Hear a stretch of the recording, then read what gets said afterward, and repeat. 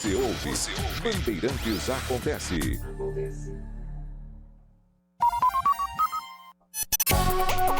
Saber, entender, compreender, conhecer, descobrir, ouvir. Bandeirantes Acontece.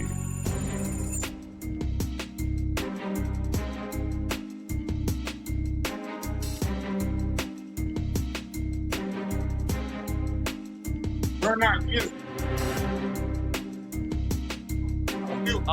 São Paulo está fazendo aí uma pequena série de reportagens sobre questão fiscal, sobre orçamento, emendas. E a repórter Idiana Tomazelli fez um texto muito bom sobre os estados e os municípios, e ela anuncia, na sua manchete, que eles já gastam mais que a União. E isso muda o cenário fiscal e político do país. Mas não é só isso. Se observarmos bem, o sistema inaugurado pelas emendas impositivas, ele tem reduzido drasticamente o poder do presidente da República e do governo federal como um todo. Não há dúvida. E, ao mesmo tempo, reduz, isso é gravíssimo, até porque nós sabemos como funciona o jogo político, nós sabemos que, infelizmente, uma parte do noticiário é contaminada pela desonestidade e as análises. E, muitas vezes, a questão fiscal, que se tornou central, crucial, ela tem análises manipuladas, exageros notórios e uma decisão imutável de não investigar as causas do problema, ou a causa principal, que é a dívida pública. Não é só isso. Parece que a União responde por toda a questão fiscal, que não existe o governo do Estado, que não existe o governo municipal, que não existem os outros poderes, mas que é basicamente a União, o que ela faz com o dinheiro arrecadado. Como se ela arrecadasse, gastasse como bem entendesse. Como se não houvesse a dívida pública. E no final das contas,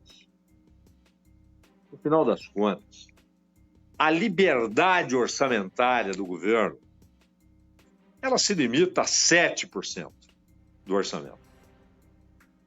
Ou seja, de cada R$100, o governo tem 7 para usar conforme suas prioridades. Mas o que está acontecendo? Quando essa reportagem já anuncia de cara que estados e municípios já gastam mais que a União, que o governo federal, porque há um aumento das transferências de recursos para estados e municípios, não só, mas também por intermédio das emendas parlamentares. E há um aspecto interessante. O prefeito, qualquer prefeito, não é cobrado para que busque equilíbrio fiscal.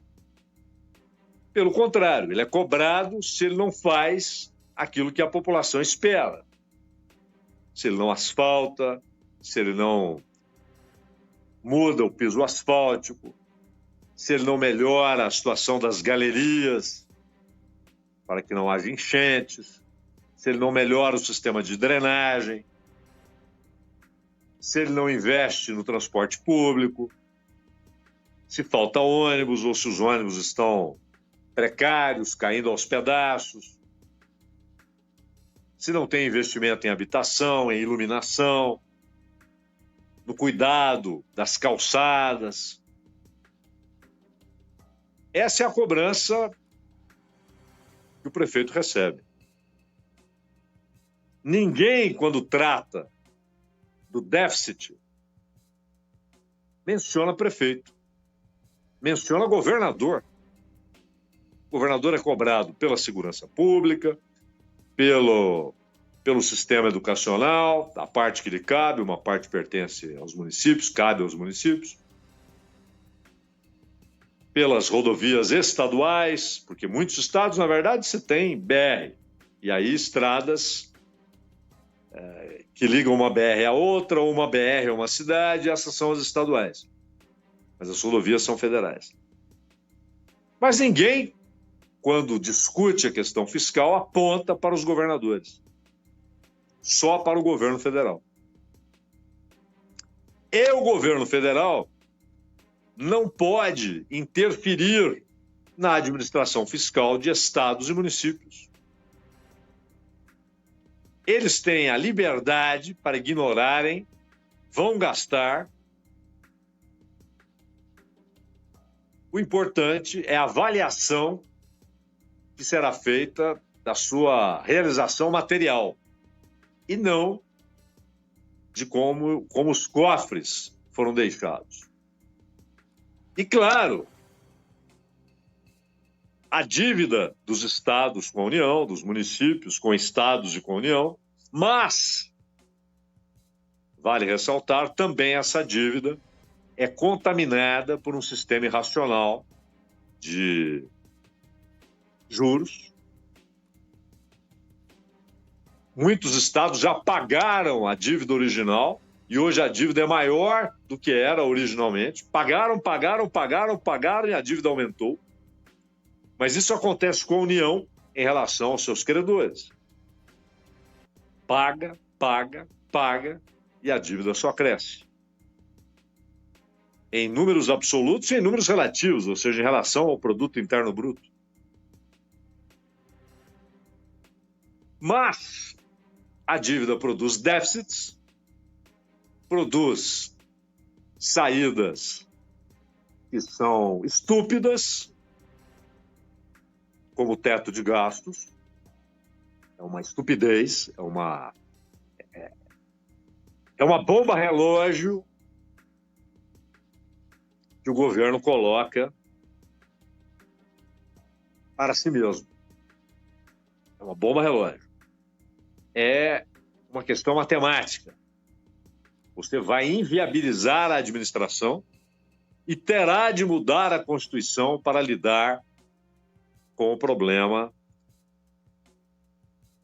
estabelecido, provocado, produzido, gerado pelo teto de gastos. Particularmente, o piso constitucional da educação e da saúde, ou seja, os reajustes determinados. Aliás, o Haddad, abrindo parênteses aqui, o Haddad argumenta que você vai resolver esse problema do choque entre o teto de gastos com os pisos constitucionais. Você vai resolver isso aumentando a arrecadação. Não vai. Não tem jeito, porque quando você aumenta a arrecadação, você vai aumentar esses pisos. Não adianta. Haverá o choque entre o teto de gastos e o crescimento do orçamento para a educação e para a saúde. E aí você terá de escolher. O governo, o Congresso terão de escolher. Lançam fora esses pisos constitucionais ou o teto de gastos. E me parece claro que a única saída inteligente é acabar com o teto de gastos. Ah, mas aí a questão fiscal, já existe a lei de responsabilidade fiscal há décadas. Não há falta de mecanismos legais de controle. O teto é para garantir que não faltará grana para o pagamento da dívida, do serviço da dívida, dos juros da dívida. Nós estamos indo aí para 900 bilhões e chegaremos rapidamente a 1 trilhão de reais com o serviço da dívida por ano. Porque a questão da Previdência, você tem como enfrentar. Aí sim, Haddad, aumentando a arrecadação. Não propondo nova reforma para retirar mais direitos de aposentados e pensionistas, mas aumentando a arrecadação. Isso implica mais formalização na relação de trabalho, né? Mais gente trabalhando com salário regular e, portanto, podendo pagar a Previdência. Depende disso. E depende também de pararem com essa história de retirarem dinheiro da Previdência para outras despesas, inclusive para pagamento da dívida. Isso está previsto, inclusive, nesse pacote fiscal aprovado em dezembro. E no orçamento está a garantia de que o governo tem essa liberdade, que não deveria ter, essa não, de tirar dinheiro da Previdência para pagar serviço da dívida. A Previdência é um contrato social. Não é uma doação do Estado. As pessoas pagam durante a maior parte da vida. Mas, até para cuidar da questão fiscal, o governo perdeu o poder. Nós tínhamos antes um sistema que também era problemático, porque muitas vezes levava o executivo, dono do cofre, dono da decisão de liberar verbas, a buscar apoio no parlamento com dinheiro. E aí aquelas filas de deputados querendo falar com o ministro, alguns mais importantes, com o presidente da República. E aquela obra lá na minha cidade, lá na minha região. E ainda esse sistema era reproduzido em estados e municípios. Tem obra, tem verba, se votar comigo. Não é? Havia problema. Quando houve a mudança, naquele frenesi da Lava Jato, o Eduardo Cunha aproveita todo aquele ambiente de insatisfação difusa e consegue estabelecer, institucionalizar a emenda impositiva. Essa era uma ideia antiga do velho Antônio Carlos Magalhães, o avô. Antônio Carlos Magalhães, ele defendia emendas impositivas. E estava na cara, quando discutíamos o assunto na época, que seria um problema. Porque o Congresso iria, no início, timidamente, depois, de maneira desassombrada, avançar sobre os cofres públicos, com as emendas, criando mecanismos diferentes e fazendo com que haja progressão do caráter impositivo. Começa com um tipo A de emenda, depois estende ao tipo B, depois ao tipo C, até que todas as emendas possam se tornar impositivas. Ainda não são todas. Mas não é só isso. Criou-se a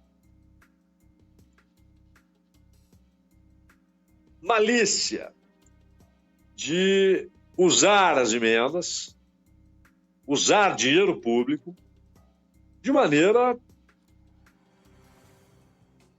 não transparente, sem publicidade, sem fiscalização. Muitas vezes sem o nome do parlamentar que requer aquela verba. Aquele mecanismo chamado emendas de relator, aquilo é um escárnio. Pisava na Constituição.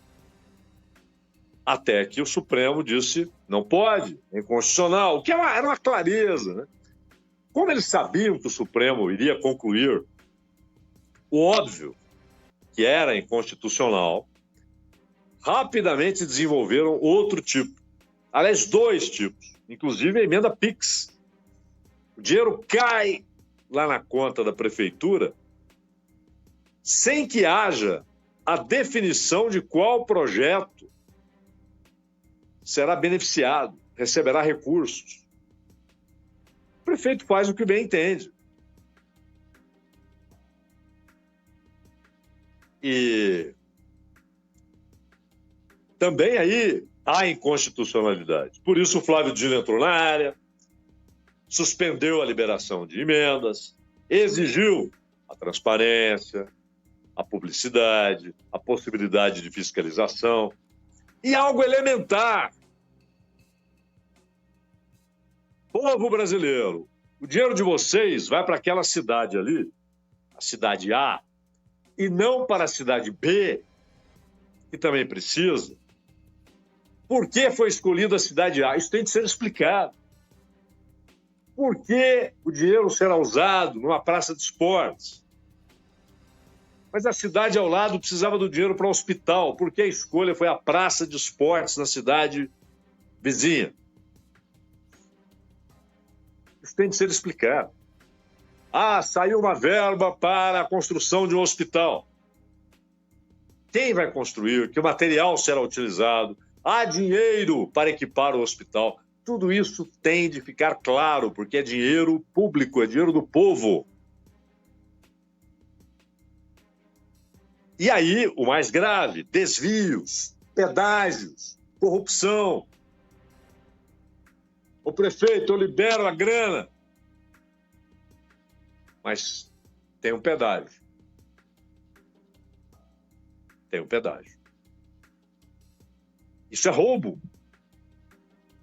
Roubo de dinheiro público. Você rouba todos os contribuintes, que no fim das contas é a população inteira, todo mundo paga imposto, de uma maneira ou de outra, e rouba particularmente o povo daquela cidade, que receberá a verba, porque parte da verba pagou um pedágio ilegal. Isso é roubo. Mas, além de tudo isso, há uma tomada da administração de grande parte do orçamento, estamos falando em mais de 50 bilhões de reais, para emendas. E é óbvio que quando deputados, senadores, escribas e fariseus gritam contra o desequilíbrio fiscal, não falam das emendas, não falam dessa excrescência que é o fundo partidário. A sociedade sustentando partidos. Isso, além de estúpido, é imoral. O partido tem de se financiar, convencer as pessoas, buscar aqueles que concordam com suas ideias, suas bandeiras, seus programas, e se disponham a colaborar, buscar novos filiados, gente que queira se tornar parte daquela agremiação e contribua de alguma maneira. Mas obrigar a sociedade, impor um fundo, ou seja, é um imposto, ele é imposto à sociedade, o sustento dos partidos políticos. Mas aí, esses deputados, senadores, escribas e fariseus que gritam contra o desequilíbrio fiscal não mencionam. Mas há esse aspecto que podemos concluir já no título dessa reportagem da Idiana Tomazelli. Estados e municípios já gastam mais que a União. Mudam o cenário fiscal e político. Por que político? Ganhou poder. Claro. Ganhou poder. Isso interfere. O poder tem muita ligação com o dinheiro. Quem tem dinheiro tem mais poder dentro desse jogo político. E os deputados e senadores que fazem essas verbas chegarem aos municípios ganham imenso poder. Imagine, o cara pode escolher cidade A, cidade B, cidade C. Se ele for desonesto, ele pode fazer um leilão. Ele pode fazer um leilão. Quem paga mais? De pedágio.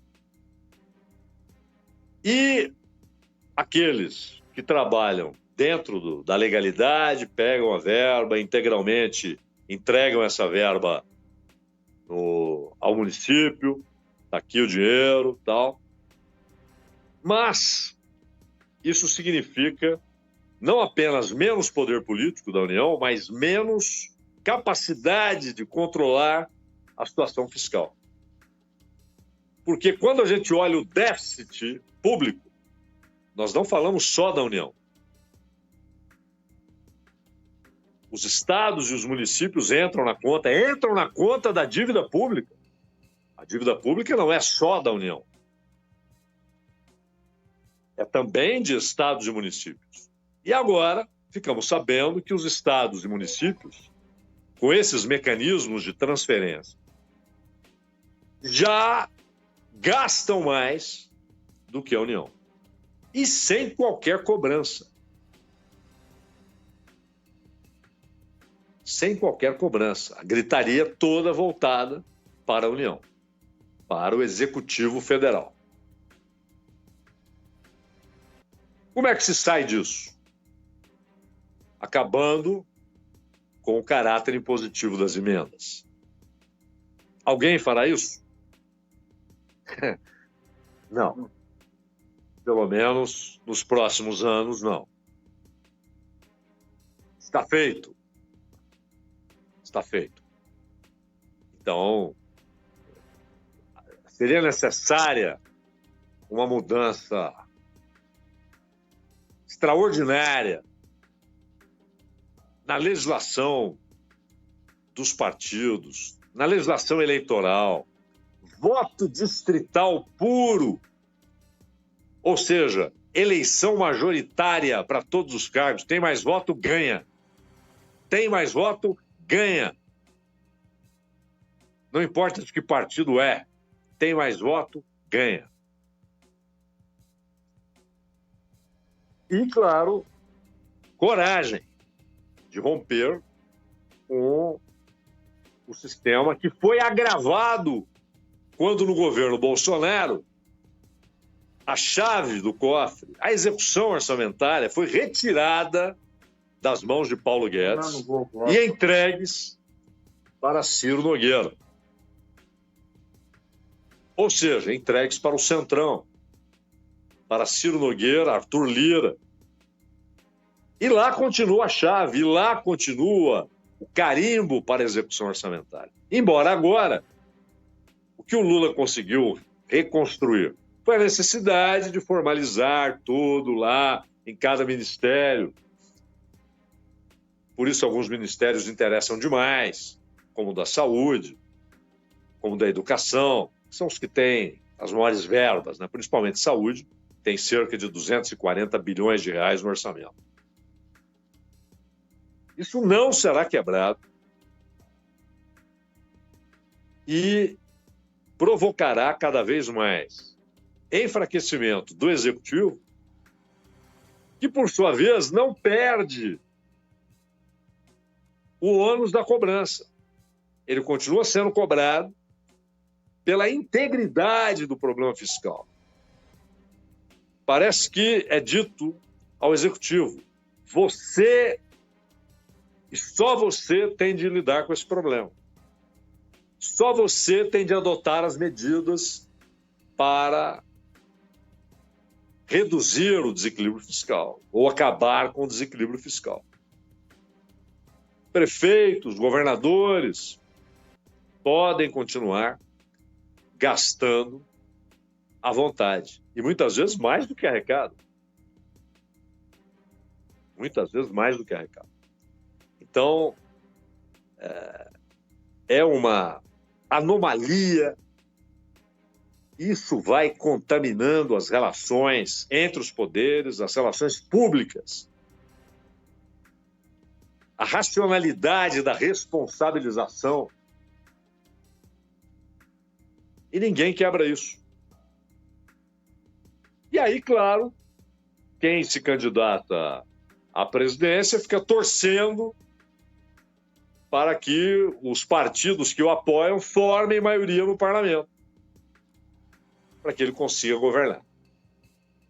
Inclusive para que ele consiga enfrentar o desequilíbrio fiscal.